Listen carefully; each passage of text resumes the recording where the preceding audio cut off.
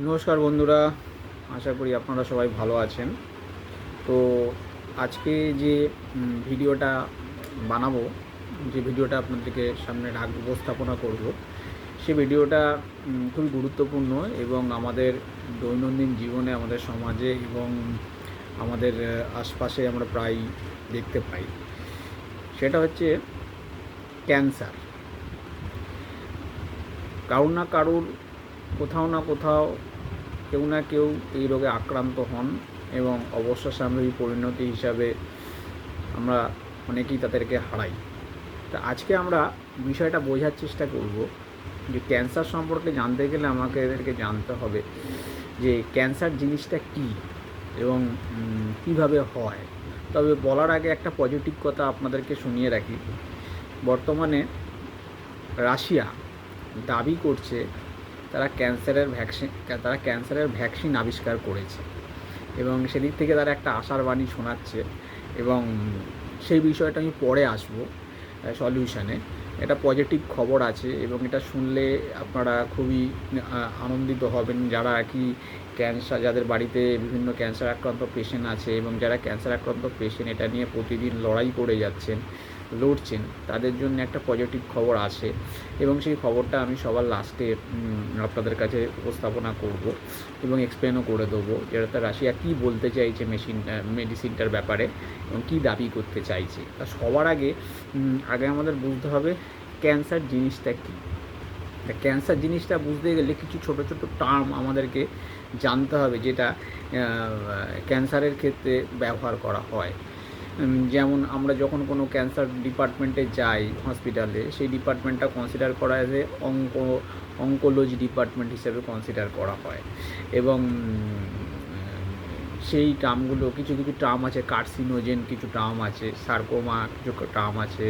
হ্যাঁ, এই কিছু কিছু টার্ম আমাদের আগে জানতে হবে। সবার আগে আমাদেরকে যেটা জানতে হবে যে জিনিসটা কী অ্যাকচুয়ালি। ক্যান্সারটা যদি একটু জেনেটিক টাইপের জেনেটিক্সের একটা বিষয়, তবুও আমি জিনিসটা একটু আপনাদের মতো করে, জিনিসটা তো যথেষ্ট জটিল এবং সেই জটিল বিষয়টাকে 8 থেকে 80 সবাইয়ের বোঝার জন্যে আমি খুব যতটা সম্ভব সহজ সরলতার সহিত আমি জিনিসটা আপনাদের কাছে উপস্থাপন করার চেষ্টা করছি। অ্যাট দ্য সেম টাইম এবং এই টপিকটা ক্লাস 11-12-এ খুবই ইম্পর্টেন্ট।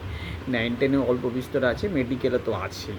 ঠিক আছে, ইমিউনোলজি চ্যাপ্টারগুলোতে ইমিউনোথেরাপির ক্ষেত্রে এই জিনিসগুলো পড়ানো হয় এবং সেদিক থেকে দেখতে গেলে 11-12 স্টুডেন্টদের ক্ষেত্রে স্টুডেন্টদের এবং 9-10-এর অল্প বিস্তর এবং মেডিকেলের ক্ষেত্রে খুবই উপকার লাগবে। তো যাই হোক, লেটস কাম টু দ্য টপিকটা শুরু করি। ক্যান্সারটা কী? ক্যান্সারটা বোঝার আগে আমাদেরকে জানতে হবে যে ছোটোবেলা থেকে আমাদের যখন জন্ম হওয়ার পর থেকে মায়ের শরীর থেকে যখন 9 মাস 10 দিন আমরা মায়ের শরীরে থাকি, শুক্রাণু ডিম্বাণুগুলো ডিম্বাণু নির্মাণগুলো যে জাইগোট ফর্মেশন হয়, বিভিন্ন স্টেপের মধ্যে দিয়ে 9 মাস 10 দিন পরে আমরা আসছি পৃথিবীতে আসছি, মায়ের পেট থেকে বেরিয়ে বাইরে আসছি, তারপরে আস্তে আস্তে আস্তে আস্তে আস্তে আমরা বড় হচ্ছি। তা বড় হচ্ছি মানে আমাদের দেহটা আকারে বাড়ছে মানে দেহের কোষগুলো বাড়ছে, কারণ আমাদের দেহটা কোষ দিয়ে তৈরি। ঠিক আছে, কোষ বাড়ছে মানে কোষের ডিভিশন হচ্ছে, মানে বিভাজন হচ্ছে। ঠিক আছে, মানে একটা কোষ থেকে দুটো কোষ থেকে চারটে কোষ থেকে 8টা কোষ, এরকমভাবে সেল ডিভিশনের বিভিন্ন প্যাটার্ন আছে। Mitosis, meiosis. মাইটোসিস যেমন নর্মাল সেলে হয়, মিওসিস যেমন জনন কোষে হয়।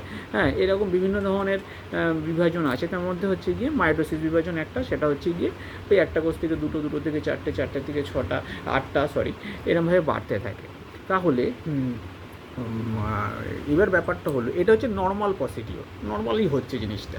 এইবার ধরুন যে 2 থেকে যে 4টে হচ্ছে, 4টে থেকে 8টা হচ্ছে, যেটা নর্মাল পদ্ধতিতে হচ্ছে। কোনো কারণে 2 থেকে যদি 10টা হয়, 10টা থেকে যদি 100টা হয়, 100টা থেকে যদি 1000টা হয়, তার মানে কি হচ্ছে যে অনিয়ন্ত্রিত মাত্রায় সেলটা ডিভিশন হচ্ছে। ঠিক আছে, মানে এর কোনো কন্ট্রোল নেই। এটা এই যে পরবর্তী ক্ষেত্রে কেন কন্ট্রোলটা নেই কেন? আমাদের দেহের মধ্যে এই যে সেলটা ডিভিশন হচ্ছে, সেই সেলটা ডিভিশন হওয়ার জন্যে 2টো জিন আছে যারা এটাকে কন্ট্রোল করে। মানে ঘোড়ার যেমন লাগামটা থাকে না এক চালকের হাতে, সেরকমই আমাদের শরীরের মধ্যে 2টো জিন আছে। একটা হচ্ছে গিয়ে পলিফারেশন জিন, একটা হচ্ছে অ্যান্টি পলিফারেশন জিন। এই মানে হচ্ছে প্রোটো অঙ্কোজিন প্রোটো অঙ্কোজিনটা কি? যে জিনটা আমাদের শরীরের নর্মাল কোষ বিভাজনকে নিয়ন্ত্রণ করে। কী করে? নিয়ন্ত্রণ করে। এটা সুষ্ঠু মাত্রায় কোষটা বিভাজন হচ্ছে, 2 থেকে 4টে, 4টে থেকে 6টা, 6টা থেকে 8টা, এই যে বিভাজনটা হচ্ছে এইটাকে কন্ট্রোল করে কে? Proto oncogene. কে করে? প্রোটো অঙ্কোজিন, যার কাজই হচ্ছে সুস্থ মাত্রায় সেলটাকে ডিভিশন করানো। এইবারে কোনো কারণে যদি এই প্রোটো অঙ্কোজিনটার মিউটেশন হয়ে যায়, তাহলে তারপরের প্রশ্ন হবে মিউটেশন কী? মিউটেশন মানে হচ্ছে কি আমাদের শরীরের মধ্যে যে জিন বা ডিএনএ আছে, হঠাৎ কোনো কারণে যদি তার মধ্যে স্থায়ী কিছু পরিবর্তন ঘটে, চেঞ্জেস হয়, ঠিক আছে, এবং সেটা যদি বংশগতভাবে বইতে থাকে, হঠাৎ করে কোনো চেঞ্জেস হয়ে গেল, স্থায়ীভাবে চেঞ্জ হলো, সেটাকে কনসিডার করা হয় অ্যাজ এ মিউটেশন। তার মানে প্রোটো অঙ্কোজিন, যে জিনটা দায়ী দেহের নর্মাল সেল ডিভিশনের জন্য বা কোষ বিভাজনের জন্য, সেটা যদি কোনো কারণে মিউটেশন হয়, তাহলে প্রোটো অঙ্কোজিনটা কিসে ট্রান্সফার হয়ে যায়? অঙ্কোজিনে ট্রান্সফার হয়ে যায়। কিসে ট্রান্সফার হয়ে যায়? অঙ্কোজিনে ট্রান্সফার হয়ে যায়। তার ফলে যে জিনটার একটা কমান্ড ছিল সেলটাকে সুষ্ঠুভাবে ডিভিশন করে বাড়ানোর, সেই কমান্ডটা তার ওপর থাকলো না। তার ফলে কী হচ্ছে? কোষটা হঠাৎ করে বেশি সংখ্যায় বৃদ্ধি পাচ্ছে। এখান থেকে দুটো দরজা খুলে যায়। প্রথম কথা হচ্ছে মিউটেশনটা কারা করাচ্ছে, আর দ্বিতীয় টপিকটা হয়ে যাচ্ছে যে বেড়ে যাচ্ছে, তাহলে কী হচ্ছে? তাহলে ক্যান্সারকে আমি এক কথায় কী বলতে পারি? ক্যান্সার হলো হচ্ছে যে কোষীয় নিয়ন্ত্রণ ব্যবস্থার ত্রুটির একটা উত্তরাধিকার স্বরূপ, যার ফলস্বরূপ কী হয়? যে একই কোষের দ্রুত অনিয়ন্ত্রিত মাত্রায় যে স্থিতি বা বৃদ্ধি ঘটে, সেটাকে আমরা ক্যান্সার হিসাবে কনসিডার করে দিচ্ছি। এবার প্রশ্নটা হচ্ছে, তাহলে ওই যে প্রোটো অঙ্কোজিনটা মিউটেশন হয়ে যে অঙ্কোজিনে ট্রান্সফার হয়ে গেল, মিউটেশনটা করা হলো, মিউটেশনটা তাহলে কী করলো? এইখানেই একটা টপিক আসে কার্সিনোজেন। তাহলে হোয়াট ইজ কার্সিনোজেন? কার্সিনোজেন কি? কার্সিনোজেন মানে হচ্ছে যে সমস্ত পদার্থগুলো দেহে ক্যান্সার সৃষ্টিতে সহায়তা করে। ইট ডাজেন্ট মিন যে এটা ক্যান্সারের এর জন্যই ক্যান্সার দায়ী। অ্যাজ এ এক্সাম্পল দিই, আমাদের কার্সিনোজেনের জন্য 3-4 রকমের কার্সিনোজেন আছে। যেমন হচ্ছে ধরুন ভৌত কার্সিনোজেন, যেগুলোকে বলবো, যেমন ইউভি রে, এক্স রে, যে রশ্মিগুলো আসে। তারপরে ধরুন অর্গানিক কার্সিনোজেন, যেমন ধরুন DNA virus, RNA virus. DNA virus মানে কি? প্যাপিলোমা ভাইরাস, যেগুলো জরায়ুতে ক্যান্সার সৃষ্টি করে। আরএনএ ভাইরাস কোনগুলো? রেট্রো ভাইরাস, মানে HIV-1, HIV-2, এইগুলোর কথা বলছি। আরএনএ ভাইরাস উদ্ভিদেও ক্যান্সার সৃষ্টি করে। আর একটা কি হইল? Chemical carcinogen. কেমিক্যাল কার্সিনোজেনের মধ্যে হতে পারে যেমন মশার ধূপের ধোঁয়া, ঠিক আছে, তারপরে ধরুন অ্যালকোহল খাচ্ছি, স্টমাকে ক্যান্সার হচ্ছে, সিগারেট বা বিড়ি খাচ্ছি, আমাদের লাংয়ের মধ্যে ক্যান্সার হচ্ছে। These are the carcinogen. মানে কার্সিনোজেনের কাজ হচ্ছে কি ক্যান্সার সৃষ্টিতে সহায়তা করা। এখানে একটা হিস্ট্রি আছে, এমন অনেক লোক আছে যারা সারা জীবন প্রচুর নেশা ভান করেছে কিন্তু তাদের ক্যান্সার হয়নি। আবার এমনও লোক আছে সারা জীবন কিচ্ছু নেশা টেশা করলো না, সুস্থ জীবনযাপন করলো, তার ক্যান্সার হয়ে গেল। এইখানেই একটা টুইস্ট ঘটে যে তার মানে কি ওরা কার্সিনোজেন মানেই যে ক্যান্সার সৃষ্টি করবে তার কিন্তু 100% দায়ী না, করতে পারে।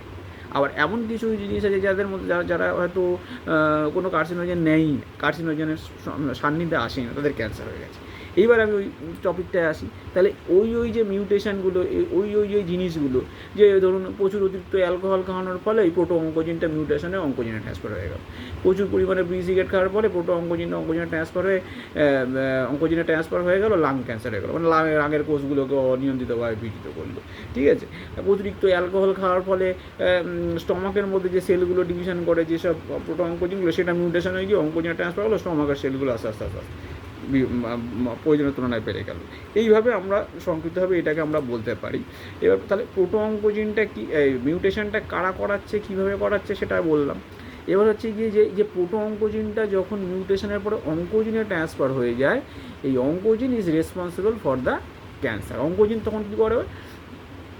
অনিয়ন্ত্রিত মাত্রায়, যার মধ্যে কোনো কমান্ড থাকে না, ঠিক আছে, অনিয়ন্ত্রিত মাত্রায় সেলটাকে বাড়াতে থাকে। এর মধ্যেই দুটো স্টেপ আছে, টিউমার, টিউমার কনসেপ্টটা আসে। টিউমার কনসেপ্টটা কী, ওই যে দুটো নিয়ন্ত্রিত বা টিউমার তো দুটো টাইপের হয়, একটা হচ্ছে বিনাইন টিউমার, একটা হচ্ছে ম্যালিগন্যান্ট টিউমার। তাহলে পরের কোশ্চেন আসবে, তাহলে বিনাইন টিউমার আর ম্যালিগন্যান্ট টিউমারটা কী? বিনাইন টিউমার হচ্ছে ওই যে বললাম যে কার্সিনোজেনের সান্নিধ্যে এসে কোনো কোষ যদি হঠাৎ করে দুটো নিয়ন্ত্রিত মাত্রায় স্থিত হয়ে বৃদ্ধি পেতে থাকে, সেই সমস্ত কোষগুলোকে বলা হয় নিওপ্লাস্টিক সেল। কী বলা হয়? Neoplastic cell. এই নিওপ্লাস্টিক সেলগুলোকে কোষগুলোর বিভাজন যদি উৎপত্তি স্থলেই সীমাবদ্ধ থাকে, যেখানে কোষগুলোর বিভাজন হচ্ছে সেই জায়গাটাতেই সীমাবদ্ধ রইল, তার ফলে যে টিউমারটা সৃষ্টি হলো, that is benign tumour. But as far as the malignant tumour is concern, তখন কি হয়, যখন নিওপ্লাস্টিক সেলগুলোর ডিভিশন উৎপত্তি স্থলে না হয়ে তার থেকে দূরবর্তী শরীরের দূরবর্তী স্থানে গিয়ে টিউমার ক্রিয়েট করলো, তখন সেই ধরনের টিউমারকে বলা হয় malignant tumour, and this tumour consider as a cancer. Okay, তাহলে নিওপ্লাস্টিক বিনাইন টিউমার মানে হচ্ছে যেখানে টিউমারটা সৃষ্টি হবে তার মধ্যেই সীমাবদ্ধতা থাকবে, সেটা আবার আগের জায়গায় চলে আসতে পারে, that is benign tumour. Malignant tumour হচ্ছে যখন নিওপ্লাস্টিক সেলগুলোর উৎপত্তিস্থল থেকে দূরবর্তী স্থানে ছড়িয়ে পড়ে সেখানে যে টিউমারটা তৈরি করবে, দ্যাট ইজ বিনাইন টিউমার। এই যে ক্যান্সার সেলগুলো একটা জায়গা থেকে অন্য একটা জায়গায় যে দ্রুত ছড়াতে পারে, এই ঘটনাটাকে বলা হয় নিওপ্লাস্টিক। ঠিক আছে, এই ঘটনাটাকে এর ফলে ক্যান্সার সেলগুলো নর্মাল সেলের থেকে দ্রুততার সহিত ছড়াতে পারে। তাহলে ঘটনাটা কী দাঁড়ালো, যে ক্যান্সার হচ্ছে কোষীয় নিয়ন্ত্রণ ব্যবস্থার ত্রুটির একটা উত্তরাধিকার, যার ফলস্বরূপ কোষগুলো অতি দ্রুত অনিয়ন্ত্রিত মাত্রায় বিভাজিত হয়ে অসংখ্য সংখ্যক কোষের সৃষ্টি করে, এবং যে কোষগুলো আমাদের শরীরে কোনো কাজে লাগে না। এটা আমাদের শরীরের পক্ষে যে অতিরিক্ত সেলগুলো তৈরি হচ্ছে, সেই সেলগুলোর আমাদের শরীরে কোনো ফাংশন নেই। ঠিক আছে, এইবারে কি হলো, যে এইবার ক্যান্সারের তো বিভিন্ন টাইপ হয়, যেমন ধরুন কারোর ত্বকের ক্যান্সার হচ্ছে, স্কিন ক্যান্সার হচ্ছে, কারোর ধরুন রক্তের ক্যান্সার হচ্ছে। ঠিক আছে, তাহলে রক্তের ক্যান্সার, ত্বকের ক্যান্সার, জরায়ুর ক্যান্সার, লাংয়ের ক্যান্সার, প্যানক্রিয়াসের ক্যান্সার, বিভিন্ন অর্গানে ক্যান্সার হচ্ছে, ব্রেনের ক্যান্সার। যে কোনো জায়গায় যে কোনো কোষের ক্যান্সার হচ্ছে মানে, যে কোনো অর্গানে ক্যান্সার হচ্ছে মানে, ওই সংক্রান্ত অর্গানের যে সেল, কোনো একটা সেলের ইরেগুলার সেল ডিভিশন হচ্ছে, এবং সেই সংক্রান্ত সেলকে নিয়ন্ত্রণকারী কোনো অঙ্কোজিনে ট্রান্সফার হয়েছে। সেই অঙ্কোজিনে ট্রান্সফার করতে কোনো না কোনো কার্সিনোজেন তাকে হেল্প করেছে। কোনো স্টমাকে হলো, হয়তো অ্যালকোহলটা প্রচুর পরিমাণে কার্সিনোজেন হিসেবে কাজ করেছে, প্রচুর অ্যালকোহল খায়, কার্সিনোজেন হিসেবে কাজ করেছে, সেটা হয়তো অঙ্কোজিনে ট্রান্সফার করে দিয়েছে, তাহলে স্টমাকের মধ্যে ক্যান্সার সেলগুলো বাড়তে থাকছে। সেরকমভাবে তার মানে ওরাই যে করছে, যে কিন্তু এখানে একটা এক্সেপশনাল আছে, যে এরকম অনেক কেস হিস্ট্রি আছে যে প্রচুর অ্যালকোহল খেয়েছে, তার কিছু হয়নি, যে সারা জীবনে একটু অ্যালকোহল ছইও নি, তার ক্যান্সার হয়ে গেছে। তা সুতরাং এটা যে কতগুলো ফ্যাক্টর যে বললাম, এই ফ্যাক্টরের মধ্যে হয়। এবার তাহলে ব্যাপারটা হচ্ছে, ধরুন আমি ব্লাড ক্যান্সারে আসি। তা ব্লাড ক্যান্সারটা মানে কি, যে ব্লাড ক্যান্সারে যে কোনো রক্তকণিকা, ব্লাড ক্যান্সার মানে হচ্ছে রক্তে WBCর একটা নির্দিষ্ট সংখ্যা আছে, যে প্রতি মাইক্রোলিটার রক্তে 8,000 থেকে 10,000, অনুচক্রিকার আছে 2.5 থেকে 3 লাখ, লোহিত রক্তকণিকার আছে 6.5 মিলিয়ন পার মাইক্রোলিটার ব্লাড। এগুলো হচ্ছে কি স্ট্যান্ডার্ড প্যারামিটার। এবার বয়স ভেদে 150 বা 200 কম বেশি হতে পারে, এটা স্ট্যান্ডার্ড প্যারামিটার। যে কোনো ব্লাড টেস্ট করলে আপনারা দেখতে পারবেন একটা প্যারামিটার থাকে। এইবারে কী হচ্ছে, কাউ ব্লাড ক্যান্সার হওয়া মানে কি, তার রক্তে WBCর সংখ্যা প্রায় 1 লাখ ছাড়িয়ে যায় প্রতি মাইক্রোলিটার রক্তে। হোয়াট ডাজ ইট মিন? এর মানে হচ্ছে WBC হোক, RBC হোক, যে কোনো ব্লাড সেলই তৈরি হচ্ছে কোথা থেকে, আমাদের বোন ম্যারো থেকে। ঠিক আছে, মানে অস্থিমজ্জা থেকে। এখানে একটা বলার বিষয়, অনেক জায়গাতেই লেখা থাকে যে RBC কোথা থেকে তৈরি হয়, বলা হয় যে বোন ম্যারো থেকে। এটা সর্বদা ঠিক না, কারণ কোনো একটা ভ্রূণ যখন মায়ের পেটের মধ্যে থাকে, তখন RBCটা তার তৈরি হয় ভ্রূণের মেসেনকাইমাস্থিত কোষ থেকে। যখন সে পিউবার্টি স্টেজে থাকে, মানে বয়ঃসন্ধিকালে থাকে, তখন তার RBCটা তৈরি হয় যকৃৎ আর প্লিহা থেকে। আর যখন সে অ্যাডাল্টে চলে যায়, তখন বোন ম্যারো থেকে তৈরি হয়। নাও কাম টু দ্য টপিক, যে তাহলে কী হলো, WBCটা ধরুন বোন ম্যারো থেকে তৈরি হচ্ছে। এবার ওই WBCটা তৈরি করতে কোনো একটা জিন তো কন্ট্রোল করছে তার বোন ম্যারো থেকে তৈরি হওয়ার জন্য, যেই জিনটা রক্তের মধ্যে WBCর সংখ্যাটাকে 5 থেকে 8,000-এর মধ্যে রাখছে। এইবার যে জিনটা এই সংখ্যাটাকে নিয়ন্ত্রণ করছে, সেই জিনটার যদি মিউটেশন হয়ে যায়, মানে সেই অঙ্কোজিনটা যদি অঙ্কোজিনে ট্রান্সফার হয়ে যায়, তখন কি করবে, ওই বোন ম্যারো থেকে WBC উৎপাদনের সংখ্যাকে কন্ট্রোল করার মতো আর কেউ রইল।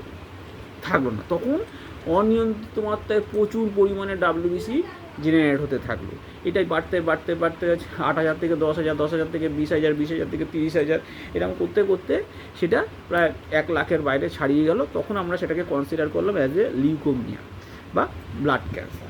সেরকম ধরনের স্টমাকের সেলে যদি হয়, স্টমাকের সেলটারও চেঞ্জেস হচ্ছে, প্যাঙ্ক্রিয়াসেরও হচ্ছে। তাহলে ক্যান্সার জিনিসটা হচ্ছে গিয়ে কি, যে একটা জেনেটিক্যাল প্রবলেম। যেই জেনেটিক্যাল প্রবলেমটা কিসের জন্য হয়? মিউটেশনের জন্য হয় পার্টিকুলার একটা প্রোটো অঙ্কোজিন, যে প্রোটো অঙ্কোজিনটা আমাদের নর্মাল সেল ডিভিশনকে নিয়ন্ত্রণ করে। এবং সেই প্রোটো অঙ্কোজিনের মিউটেশনটা করায় কারা? বিভিন্ন ধরনের কার্সিনোজেন বা বিভিন্ন ধরনের কার্সিনোজেনগুলো সেইগুলোকে করাতে সহায়তা করে। জরায়ুর ক্যান্সার হলো তো প্যাপিলোমা ভাইরাস এখানে এফেক্ট করে গেল। বা অনেক সময় HIV-1, HIV-2 যেগুলো করে রেট্রোভাইরাসের ক্ষেত্রে সেইগুলো হয়। আবার ধরুন হেপাটাইটিস বি, সি, ঠিক আছে, এইগুলো ক্যান্সারের, যকৃতে ক্যান্সারের সৃষ্টি করে। তারপরে আপনার হচ্ছে ইউভি রে, এক্স রে, এগুলো ত্বকের ক্যান্সার সৃষ্টি করে। তার মানে ক্যান্সারটাকে, ক্যান্সার পাতি বাংলায় বলতে গেলে ক্যান্সারটা মানে হচ্ছে কি, ক্যান্সার সেল মানে হচ্ছে অনিয়ন্ত্রিত মাত্রায় বিবেচিত হওয়ার পরে যে সেলটা জেনারেট হচ্ছে, যে সেল ডিভিশনের ওপর নর্মাল সেল ডিভিশনকারী জিনের কোনো কন্ট্রোল থাকে না। ঠিক আছে, এবার ব্লাড ক্যান্সারের ক্ষেত্রে আমি এক্সপ্লেন করলাম যে কীভাবে হচ্ছে ব্লাড ক্যান্সারের ক্ষেত্রে ডাব্লিউবিসিগুলো কী করে জেনারেট হচ্ছে। তাহলে এই টোটাল বিষয়টাই একটা জটিল প্রক্রিয়া, সেটা যতটা সহজভাবে আমি আপনাদের সামনে উপস্থাপনা করতে চাই যাতে আপনার জিনিসটা বুঝতে পারেন। তার মানে আমাদের কোন বিষয় নিয়ে অ্যাওয়ার থাকতে হবে, যে ওই যে কার্সিনোজেনগুলোর কথা আমি বললাম, যে অ্যালকোহল, সিগারেট, ইউভি রে, এক্স রে, তারপরে আপনার আর বিভিন্ন রেট্রোভাইরাসগুলো, HIV-H1, HIV-2, তারপরে হেপাটাইটিস বি, সি, এই যে জিনিসগুলো, বিশেষ করে অ্যালকোহল, সিগারেট, এইগুলো তো আমাদের হাতের মধ্যে থাকে। মানে এইগুলো আমরা যদি আস্তে আস্তে পরীক্ষা করতে পারি, তাহলে হয়তো কিছুটা আমরা এর থেকে দূরে থাকতে পারবো। যদিও বারবার এক কথাই বলছি, এমন অনেক লোক আছে যারা সারা জীবনে কোনো নেশা টেশাই করেনি, কিন্তু তাদের হয়ে গেছে। তাহলে এইটা একটা হঠাৎ করে জিনের চেঞ্জেস, সেই চেঞ্জেসের জন্যে এই ঘটনাটা ঘটে। নর্মাল যে আমাদের শরীরে সেল আছে, সেই সেলের সাথে ক্যান্সার সেলের কিন্তু একটা ডিফারেন্স আছে। যেমন ধরুন ক্যান্সার সেলে গ্লাইকোলাইসিসের পরিমাণটা অনেক বেশি হয়, ফলে সংক্রান্ত উৎসেচকের কার্যকারিতা বৃদ্ধি পায়। ক্যান্সার কোষের আন্তঃকোষীয় দৃঢ়তা অনেক কম হয়। ক্যান্সার কোষের কঙ্কালতন্ত্রের পরিবর্তন হয়। আবার ক্যান্সার কোষের ক্রোমোজোম সংখ্যা স্বাভাবিক কোষের ক্রোমোজোম সংখ্যা থেকে বৃদ্ধি বা হ্রাস পায়। আমাদের শরীরের মধ্যে ক্রোমোজোম সংখ্যা কত আছে? 2n=46, মানে 44টা অটোজোম আর 2টো সেক্স ক্রোমোজোম। তো এইটা বাড়তেও পারে, কমতেও পারে। ঠিক আছে, এইগুলো হচ্ছে ক্যান্সার কোষের সাথে সাধারণ কোষের মধ্যে পার্থক্য। এইবার ধরুন এতদিন ধরে আমরা ক্যান্সার সম্পর্কে যে ক্যান্সার নামটা শুনলেই আমাদের মনের মধ্যে একটা ভীতি চলে আসে এবং একটা মনোটনি চলতে থাকে, একটা ট্রমা চলতে থাকে যে ক্যান্সার হ্যাজ নো অ্যান্সার, যেটা হয়ে এসছে চিকিৎসা ব্যবস্থা এতদিন ধরে ক্যান্সারের যে ট্রিটমেন্টগুলো হয়ে এসছে, তার মধ্যে প্রথম হচ্ছে ধরুন আপনাদের পার্টিকুলার একটা অংশে ছোটো সেলে ক্যান্সার হয়েছে, আপনি সেটা অপারেশন করে কেটে বাদ দিয়ে দিলেন। 1, 2 হচ্ছে আপনি কী করলেন, যে কেমোথেরাপি দিলেন। কেমোথেরাপি মানে হচ্ছে কোনো একটা কেমিক্যাল ঢুকিয়ে দিয়ে ওই ক্যান্সার সেলগুলোকে আপনি মেরে দিলেন। 3 হচ্ছে গিয়ে আপনি কেমোথেরাপি ছাড়াও এক ধরনের থেরাপি হয়, যেটা কি রে পাঠানো হয়। সেই রে দিয়ে কি হয়, যে আমি ক্যান্সার সেলগুলোকে মেরে দিচ্ছি। তাহলে দেখুন এই যে ট্রিটমেন্টগুলো, এইগুলোই করা হয়। এই যে ট্রিটমেন্টগুলো করা হয়, যখন কাউকে রে দেওয়া হয়, কখনো কেমো দেওয়া হয়, এটা কি হয়, যে আমাদের শরীরের ভেতরে যে ক্যান্সার সেলগুলো রয়েছে, ধরুন ব্রেনে রয়েছে বা চেস্টে রয়েছে বা লাঙে রয়েছে, আমরা ডাক্তারবাবুরা চেষ্টা করেন যে ওই রের দ্বারা বা ওই কেমিক্যালের দ্বারা ওই ক্যান্সার সেলগুলোকে মেরে দিতে। কিন্তু এর ফলে কি শুধু ক্যান্সার সেলগুলোও মরছে, নর্মাল সেলগুলোও মরে যাচ্ছে। এখানে একটা ব্যাপার আছে যে ক্যান্সারটা আপনার কোন স্টেজে ধরা পড়েছে, স্টেজটা একটা ম্যাটার করে। ধরুন আমরা দেখি যাদের অর্থনৈতিকভাবে যারা স্বাবলম্বী এবং প্রথম স্টেজে হয়তো ধরা পড়েছে, তারা বিদেশ থেকে গিয়ে ট্রিটমেন্ট করিয়ে আবার আগের জায়গায় ফিরে যায়।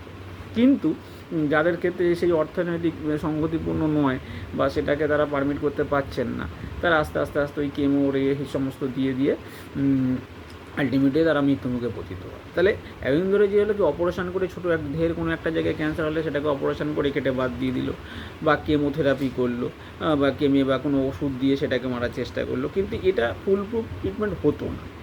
এইবার যেটা পজিটিভ খবর আপনাদের একটা দেবো বলেছিলাম, সেই পজিটিভ খবরটা বলছি। রাশিয়া দাবি করছে যে তারা ক্যান্সারের ভ্যাকসিন আবিষ্কার করেছে। পয়েন্ট টু বি নোটে তারা ভ্যাকসিন বলছে। ভ্যাকসিন বলছে মানে ওষুধ, মানে কি আমরা একটা ওষুধ খেয়ে নিলাম, প্রতিদিন নিয়ম করে করে নিলাম, খেলাম। ওষুধ আর ভ্যাকসিন কিন্তু টোটালটাই আলাদা, ঠিক আছে? তাহলে ব্যাপারটা কী হতো যে রাশিয়া বলছে আমরা একটা ওষুধ আবিষ্কার করেছি, হয়তো তার সেটা R&D ডিপার্টমেন্টের মধ্যে, রিসার্চ অ্যান্ড ডেভেলপ ডিপার্টমেন্টের মধ্যে সেটা নিয়ে প্রতিনিয়ত পরীক্ষা নিরীক্ষা করার পরে তারা একটা দাবি করছে যেটা আর কি ক্যান্সারকে ফুলপ্রুফভাবে কমিয়ে দেবে। কিন্তু সেটাও একটা জটিল বিষয়, মানে সেই বিষয়টা যতটা সরলভাবে আমি আপনাদের কাছ থেকে বোঝার চেষ্টা করছি। তাহলে সেটা বলার আগে ওভারঅল আমরা এখনও পর্যন্ত যেটা জানলাম কি, যে ক্যান্সার এটা জেনেটিকভাবে সেল ডিভিশনকে ডিস্টার্ব করে প্রোটো অঙ্কোজিন, যেটা ক্যান্সার প্রোটো অঙ্ক যেটা নর্মাল সেল ডিভিশন করছে, সেই প্রোটো অঙ্কোজিনটার মিউটেশন হয়ে গিয়ে অঙ্কোজিনে ট্রান্সফার হচ্ছে। সেই অঙ্কোজিনটা ট্রান্সফার হয়ে যাওয়ার অঙ্কোজিনটা কী করছে, এইবার শরীরের সেল ডিভিশনের ওপরে আর জিনের কোনো কন্ট্রোল রইল না। সেল ডিভিশনগুলো ইরেগুলার বা কোষগুলো ইরেগুলারভাবে বিভাজিত বাড়তে থাকলো, এবং সেটাকে আমরা ক্যান্সার হিসেবে বলছি। প্রথমে দু ধরনের টিউমার হয়, benign tumour, malignant tumour. Benign টিউমারটা কিউরেবল, ম্যালিগন্যান্ট টিউমারটা কিউরেবল নয়। ক্যান্সার এই যে প্রোটো অঙ্কোজিনটা যে অঙ্কোজিনে ট্রান্সফার হচ্ছে তার জন্য দায়ী হচ্ছে মিউটেশন। মিউটেশন মানে হচ্ছে জিন বা ডিএনএর হঠাৎ করে স্থায়ী যে পরিবর্তন বা চেঞ্জেসগুলো হয় সেটাকে মিউটেশন বলে। মিউটেশন করাতে সহায়তা করে বিভিন্ন ধরনের কার্সিনোজেন। কার্সিনোজেন কয়েকটা টাইপের হয়, যেমন ভৌত কার্সিনোজেন, এক্স-রে, গামা-রে, ইউভি-রে। জৈব কার্সিনোজেনের মধ্যে HIV ভাইরাস, রেট্রোভাইরাস, আর হচ্ছে রাসায়নিক কার্সিনোজেনের মধ্যে হচ্ছে ধরুন অ্যালকোহল, সিগারেট, বিড়ি, বিভিন্ন ধরনের ড্রাগগুলো। এবং এছাড়াও অনেক সময় বিভিন্ন ধরনের মসকিটোর যে স্মোক স্টিক্সগুলো হয়, ধূপকাঠিগুলো, সেই ধোঁয়া থেকেও অনেক সময় এগুলো মিউটেশনগুলো হতে পারে।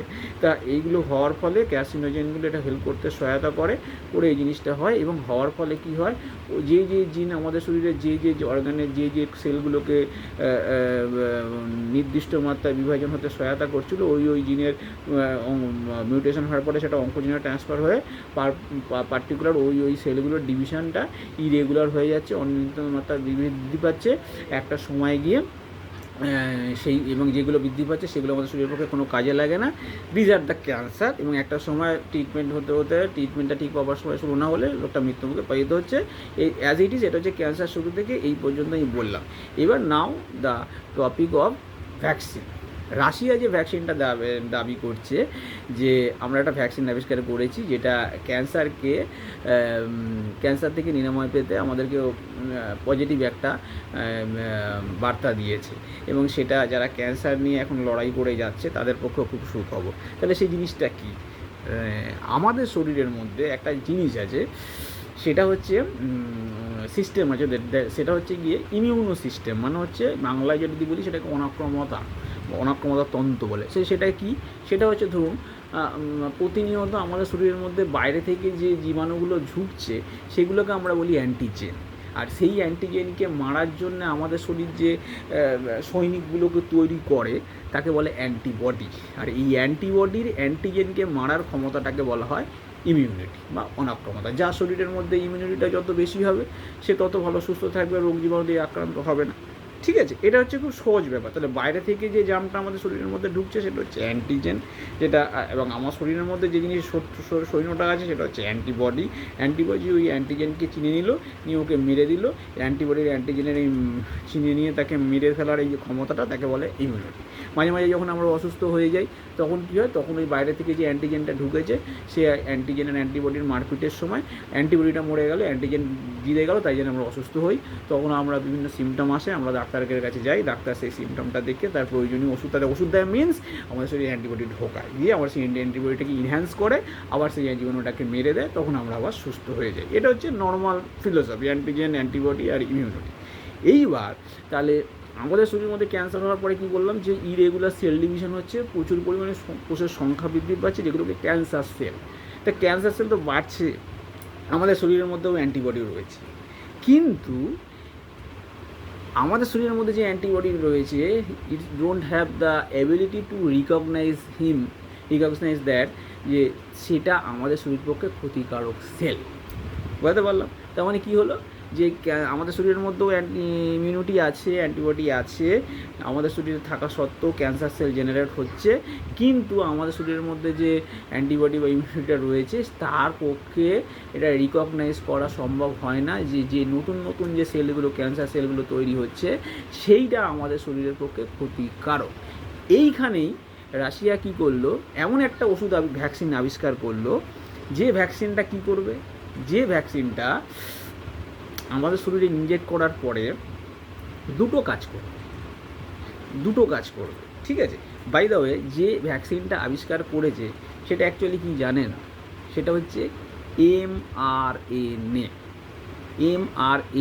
এটা হচ্ছে মেসেঞ্জার আরএনএ, যার কাজ হচ্ছে বার্তা প্রেরণ করা। আরএনএ তো অনেক রকমের হয়, টিআরএনএ আছে, ট্রান্সফার আরএনএ আছে, এমআরএনএ আছে, মেসেঞ্জার আরএনএ আছে। তাহলে মেসেঞ্জার আরএনএ এটার কাজ হচ্ছে বার্তা প্রেরণ করে। তাহলে কী বার্তা প্রেরণ করবে? দুটো বার্তা প্রেরণ করবে। প্রথম বার্তাটা হচ্ছে, সে শরীরের মধ্যে ঢুকলো, আমাদের শরীরে ধরুন পার্টিকুলার কোনো একটা অর্গ্যানে ওই ক্যান্সার সেলটা রয়েছে, ঠিক আছে, এবং বাড়ছে। এবার কী বার্তা প্রেরণ করবে? মেসেঞ্জার আরএনএ গিয়ে বিশ্বাসঘাতকতা করবে কার সাথে? ওই ক্যান্সার সেলগুলোর সাথে। কীভাবে? আমি খুব সোজাভাবে বলছি, কিন্তু আপনাদের বোঝার জন্য, জিনিসটা অতটা সোজা না। কী বার্তা প্রেরণ করবে? যে আমাদের শরীরের মধ্যে যে ক্যান্সার সেলগুলো আছে তাকে গিয়ে মেসেঞ্জার আরএনএ বলবে যে দেখ ভাই, সব ঠিকঠাক আছে, তোরা বাড়তে থাক, ঠিক আছে, তোরা শেষ কর, এখানে শরীরের মধ্যে কেউ কিছু নেই। এতে করে কি হবে, ওই ক্যান্সার সেলগুলো তখন ভাববে ওদের কাছে যে লোকানো যে অস্ত্রশস্ত্রগুলো রয়েছে, কিছুটা বার করে মানুষ শরীরটার ক্ষতি করছিল, পুরোটা বার করেনি, তখনও কী করবে, যে পুরো সব অস্ত্রশস্ত্রগুলো বার করে দেবে। আর আমাদের শরীরের মধ্যে ইমিউনিটি বা অ্যান্টিবডিকে গিয়ে বলবে, ওই দেখ, ও কিন্তু নর্মাল সেল না, ও কিন্তু বাইরের সেল, মানে ও হচ্ছে ভালো লোক না, ও হচ্ছে খারাপ লোক, ও হচ্ছে তোর শত্রু।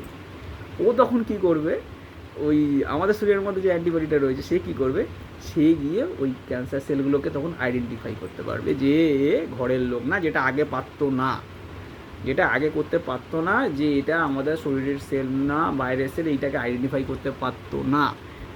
সেটা এখন ওই এমআরএনএটা ঢোকার পরে ওকে বলবে, দেখ কেউ কিছু নেই, তুই পুরো ফুল ফেসে খেল। আর আমাদের শরীরের অ্যান্টিবডিটাকে বলবো, ওই দেখ, ও হচ্ছে কিন্তু এই শরীরের মধ্যে সেল নয়, ও বাইরের সেল, ও ক্ষতিকারক, তুই ওকে চিনে নে। এইবার তখন অ্যান্টিবডিটা অ্যাক্টিভেট হয়ে যাবে, ঠিক আছে? দিয়ে এবার ওই ক্যান্সার সেলটাকে মেরে মারপিট হলো, তাকে মেরে দিল। এইটা হচ্ছে ফিলোসফি। এবার প্রশ্ন আসছে, ধরুন মেরে দিল, ক্যান্সার সেলগুলো মারা গেল, বাট নেক্সট, ক্যান্সার সেলের একটা ধর্ম আছে, এটা কিন্তু প্রচুর পরিমাণে বৃদ্ধি পায় এবং প্রচুর পরিমাণে ফিরে আসতে পারে। সেই কারণে সেই ভ্যাকসিনটার মধ্যে এই বার্তাটাও দেয়া থাকে যে পরবর্তী ক্ষেত্রে যদি আবার কোনো ক্যান্সার সেল ক্রিয়েট হয় বা জন্মায়, তখন কিন্তু শরীরের মধ্যে থাকা ইমিউনিটি বা অ্যান্টিবডি তাকে চিনতে ভুল করবে না, যখনই জন্মাবে তাই গিয়ে। এই সব প্রসঙ্গে একটা উদাহরণ আপনাকে দিই। ধরুন আমরা ছোটোবেলায় বিভিন্ন ধরনের ভ্যাকসিন নিই, পোলিও ভ্যাকসিন নিচ্ছি, মামসের ভ্যাকসিন নিচ্ছি, পক্সের ভ্যাকসিন নিচ্ছি। এবার কি হয়, এই যে ভ্যাকসিনগুলো ওরাল ভ্যাকসিন, আগে ইঞ্জেকশান দিয়ে দিত, এখন ওরালে দেয়।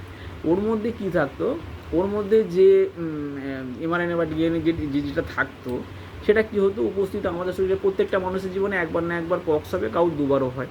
ওরা কী করে, ওটা প্রত্যেকটা পক্স বলুন, মামস বলুন, প্রত্যেকটা যে আমাদের ক্ষতি করে, প্রত্যেকেরই তো একটা অ্যান্টিজেন আছে, তো সেটাকে মারার জন্য একটা অ্যান্টিবড থাকে। আমাদের শরীরের মধ্যে দুটো লিম্ফোসাইটের দুটো টার্ম আছে, একটা হচ্ছে প্লাজমা সেল, একটা মেমোরি সেল।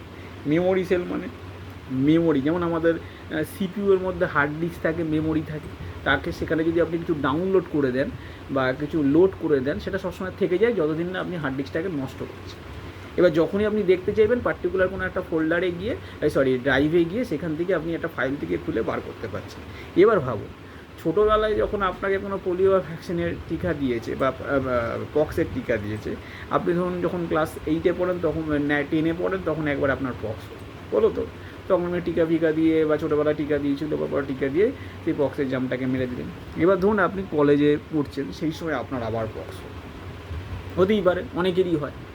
তখন কি করে, যখন ওই পক্সের জীবাণুটা ঢোকে, তখন ওই আমাদের মেমোরি সেলের মধ্যে ওই যে আমরা ভ্যাকসিনটা নিয়েছিলাম না, ওই অ্যান্টিবডিটা ওই মেমোরি সেলে, আমাদের লিম্ফোসাইটের যে প্লাজমা সেল মেমোরি সেল আছে, মেমোরি সেলের মধ্যে ঘাপটি মেরে থাকে, মানে লোড হয়ে থাকে।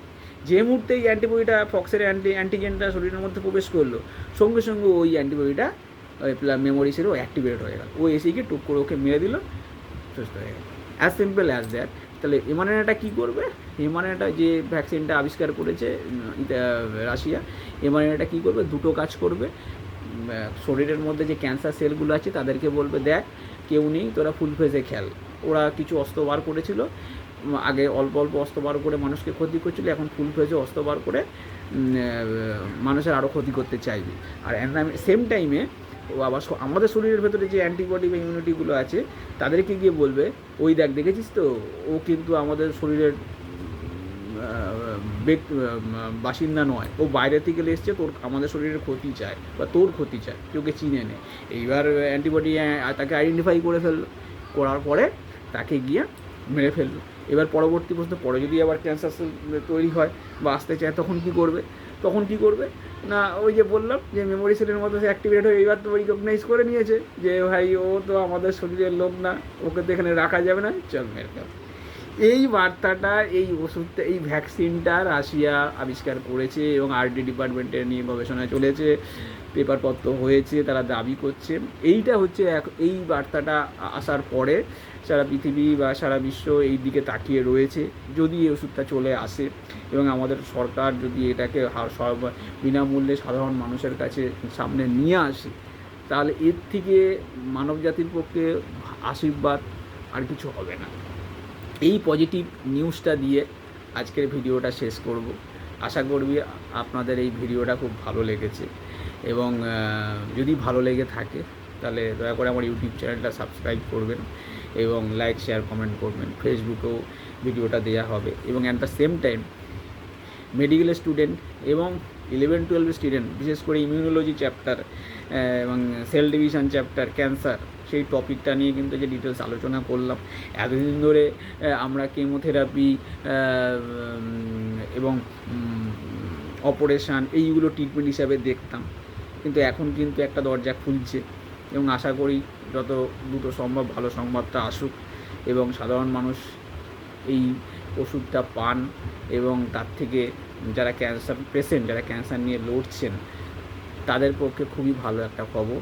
আশা করি আমাদের ভারত সরকার এই জিনিসটাকে ভারতবাসী, 140 কোটি ভারতবাসীর মধ্যে যারা যারা এই রোগে আক্রান্ত, যে পরিবারগুলো আক্রান্ত, তাদের কাছে স্বল্প মূল্যে নিয়ে আসবে এবং মানুষের মানব সভ্যতা এগিয়ে যাবে।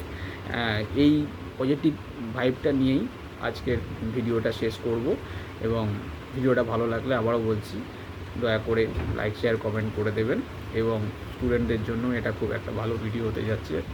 আবার সামনের দিনে সময় উপযুক্ত 8 থেকে 80 জন্যে কোনো একটা ভালো ভিডিও নিয়ে আসার অঙ্গীকারবদ্ধ হচ্ছি। আপাতত এখানেই রাখলাম। আশা করি ভিডিওটা ভালো লেগেছে। ধন্যবাদ, সবাই ভালো থাকবেন।